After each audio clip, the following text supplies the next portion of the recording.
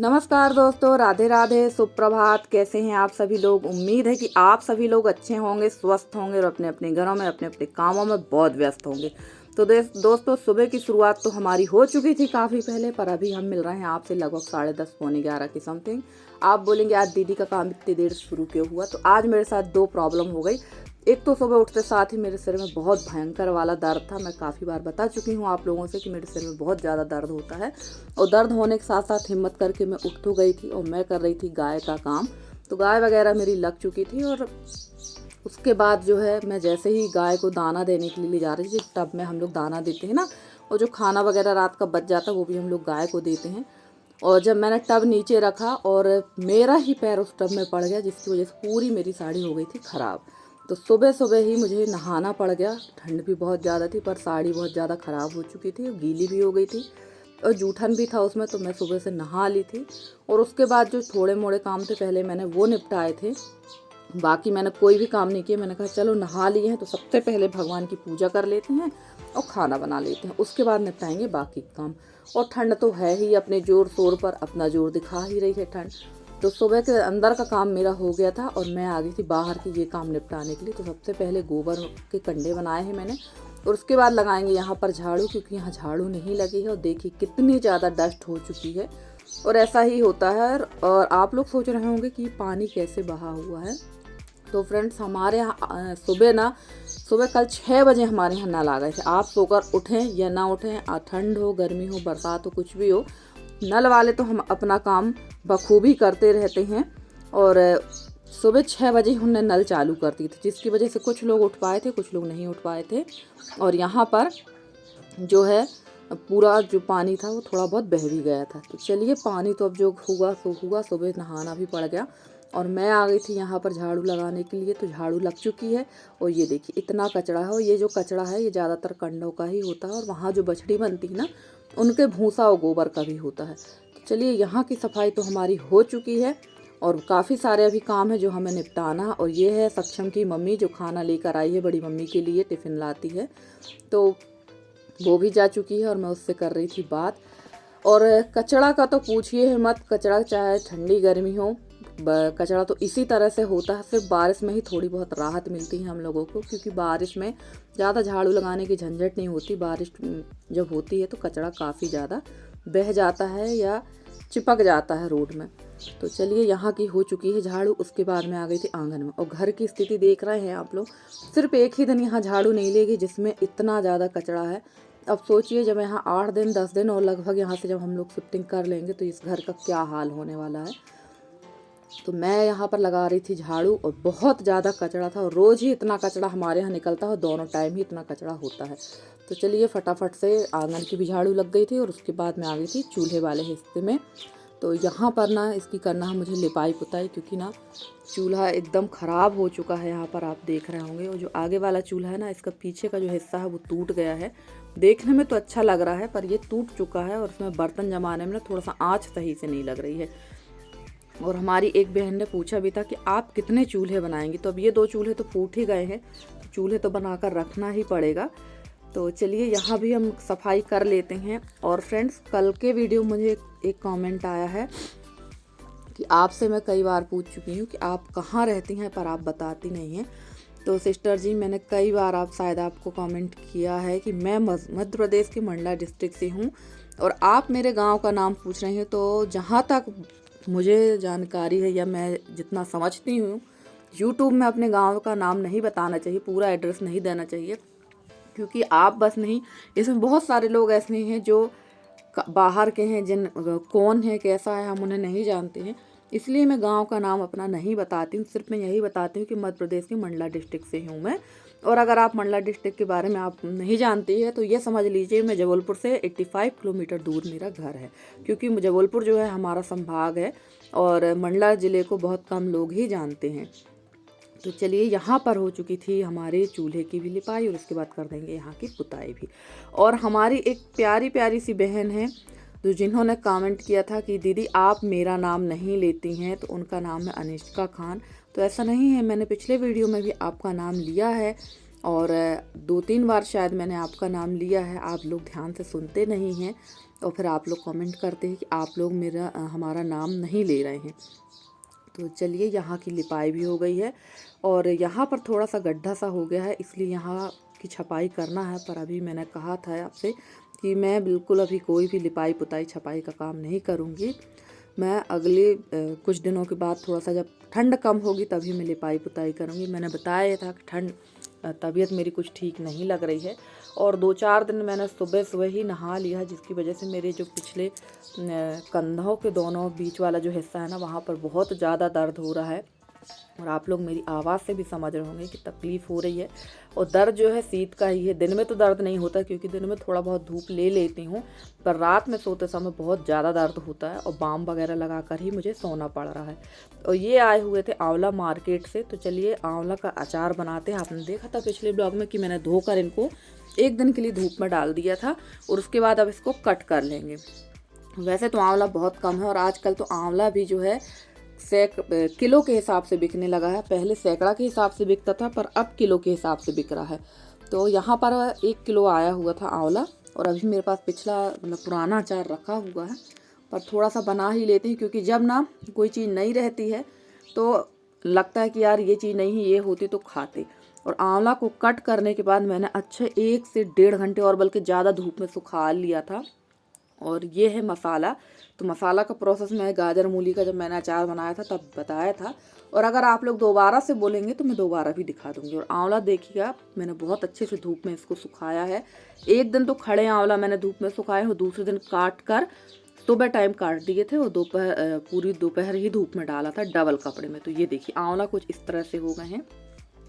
और एक बार आप लोग इस तरह से अचार बना के देखिएगा, ना तो ये अचार काला पड़ने वाला और ना ही अचार जल्दी गलेगा ना ख़राब होगा। क्योंकि कई बार जो होता है उबले हुए आंवला का आप अचार बनाते हैं, थोड़ी सी मेहनत, इसमें मेहनत थोड़ा पड़ती है बट अचार बहुत अच्छा बनता है। और उबले आंवला में मेहनत कम पड़ती है पर अचार जल्दी ख़राब होता हो सकता है, ये मेरा सोचना हो, काफ़ी लोगों के हाथ ना होता हो पर वो अचार काला पड़ जाता है। और यहाँ पर मैंने अच्छी तरह से मसाला और नमक मुझे थोड़ा सा कम लग रहा था तो मैंने दोबारा से इसमें नमक डाला है। तो फटाफट से इसको अच्छी तरह से इसको मिक्स कर लेंगे और एक एक मतलब आंवले में इसका अचार का नमक लगना चाहिए और फिर भर देंगे हम एक बर्नी में। और आप लोग सोच रहे होंगे कि दीदी आंवला काटते समय दिखी थी, उसके बाद जस्ट अभी देख रहे हैं। तो फ्रेंड्स, आप लोगों की छुट्टियां जो है बड़े अच्छे से गुजरती होंगी और छुट्टी वाले दिन तो मेरा बिल्कुल सिर दर्द हो जाता है क्योंकि उस दिन हमारे यहाँ इतने आने जाने वाले होते ना कि लगता है कि अब कोई भी काम ना ही करें तो ज़्यादा अच्छा है, या फिर आने जाने वालों को ही रिसीव करो। और ऐसा ही उस दिन मेरे साथ हुआ था, इतने आने जाने वाले आए ना कि बड़ी मुश्किल से ही ये सारे काम हो पा रहे थे। और मैं आपसे सीधे सीधे शाम को 6:30 पौने 7 बजे के लगभग मिल रही हूँ। जो मैं 1-1:30 बजे से जो अब आने वाले शुरू हुए तो लगभग 6 बजे तक आते रहे। और ये देखिए मेरा पुराना अचार है पिछले साल का, और एक भी अचार देखिए ना तो काला हुआ है ना इसका कलर कलर चेंज कह रही हूँ मैं। और ये दाल मैंने सुखा के रखी थी, तो चलिए इसको भी भर के रख देते क्योंकि बरामदे में बहुत ज़्यादा फैली हुई है, तो ये सारा समेट दें। जितना साफ़ करो उतना ही ज़्यादा घर फैल जाता है। और दाल सूख ही गई है तो फालतू ऐसे रखने का कोई मतलब नहीं, वरना दोबारा से मुझे इतनी मेहनत करना पड़ जाएगी। तो चलिए सारी दाल वगैरह उठाकर हम रख देते हैं, उसके बाद चलते हैं रसोई में क्योंकि खाने में भी बहुत ज़्यादा लेट हो रहा था, काफ़ी टाइम हो गया था खाने के लिए। और मुझे जो है भूख बहुत ज़्यादा तेज़ी से लगी हुई थी, इतनी तेज़ी से भूख लगी हुई थी और खाना कुछ भी नहीं था। तो चलिए फटाफट से ये काम निपटा के चलते हैं अंदर की तरफ खाना बनाने के लिए। और फ्रेंड्स, आप लोगों से एक बात और कहना चाहती हूँ कि मैं कमेंट के रिप्लाई तो यहाँ से सभी की कर रही हूँ, पर कल जब मैंने रात को देखा तो मेरे जो वीडियो में ना काफ़ी सारे कमेंट पड़े हुए थे, जबकि मैंने उनका रिप्लाई दिया था पर उसमें रिप्लाई नहीं दिख रहा था। तो आप लोग बताइएगा ज़रूर कि आप लोगों को रिप्लाई मिल रहा है या नहीं मिल रहा है, क्योंकि मेरे मोबाइल में ये पता नहीं क्यों ये परेशानी हो रही है कि मैं रिप्लाई कर रही हूँ पर मुझे दिख नहीं रहा है कि मैंने रिप्लाई किया है। तो आप लोग बताइएगा। और कल जिनके मैंने रिप्लाई नहीं किए थे दोबारा से रिप्लाई किया था मैंने उनका, तो अब बताइएगा कि मिला या नहीं मिला। और फ्रेंड्स, आप लोग सोच रहे होंगे कि मैं शाम टाइम रिप्लाई नहीं दे पा रही हूँ या आप लोग की वीडियो नहीं देख रही हूँ, तो दिन में तो हमारे यहाँ काफ़ी अच्छा नेटवर्क रहता है, बट शाम टाइम से हमारे यहाँ लगभग 7 से 8 दिन हो रहा धीरे धीरे नेटवर्क की प्रॉब्लम बहुत ज़्यादा हो रही है। नेटवर्किंग प्रॉब्लम की वजह से ना तो मैं काफ़ी सिस्टरों के वीडियो भी नहीं देख पा रही हूँ और ना ही किसी के कमेंट का जवाब दे पा रही हूँ। तो इसके लिए मैं माफ़ी चाहती हूँ। हो सकता है अभी ये छुट्टियों के दौरान थोड़ा सा नेटवर्किंग प्रॉब्लम हो, क्योंकि जब छुट्टियाँ होती हैं तो थोड़ा सा यूज़ ज़्यादा होता है मोबाइलों का इस वजह से ये परेशानी सभी के यहाँ होती है, सभी के यहाँ नेटवर्क की प्रॉब्लम। और मैं दिखा रही थी, यहाँ बज गए हैं 8:28 हुआ है और खाना हमारा बन चुका था और मैं बना रही थी चाय, क्योंकि मेरे यहाँ फिर से कोई आ चुका था।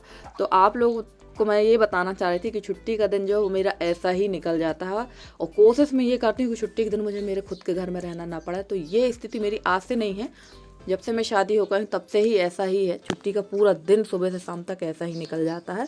और खाना होने के बाद यहाँ पर मैं धुलने लगी थी बर्तन। हम लोग का तो खाना हो गया, हस्बैंड का खाना नहीं हुआ था, क्योंकि वो दोपहर में बहुत लेट खाए थे, 3 साढ़े 3 बजे।